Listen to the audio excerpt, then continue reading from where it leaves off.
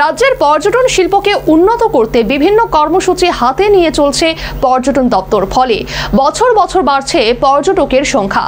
চলতি বছর রাজ্যের পর্যটকের সংখ্যা ইতিমধ্যেই 7 লক্ষ পেরিয়ে গেছে। শুক্রবার এমনটাই দাবি করলেন কৃষিমন্ত্রী রতনলাল নাথ।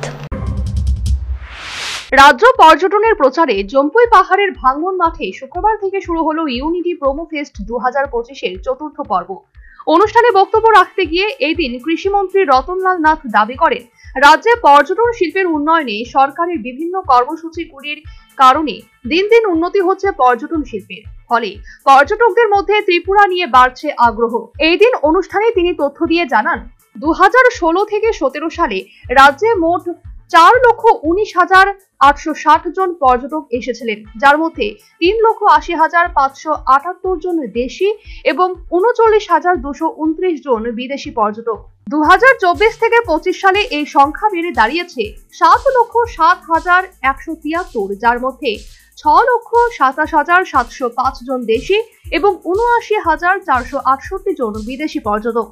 মন্ত্রী বলেন, রাজ্যের গুরুত্বপূর্ণ পর্যটন কেন্দ্রগুলোর সংস্কার কাজ উদ্যোগের মাধ্যমে এগিয়ে চলছে। 51 পীঠের অন্যতম ত্রিপুরা সুন্দরী মন্দির, নির্মহল, ডুম্বুর, ছবি মুড়া সহ অন্যান্য কেন্দ্রের সৌন্দর্যায়নের কাজ সম্পন্ন হয়েছে। মন্ত্রী বলেন, গত বছরের মতো এবছরও ইউনিটি প্রোমো ফেস্ট 2025 আয়োজন করা হয়েছে।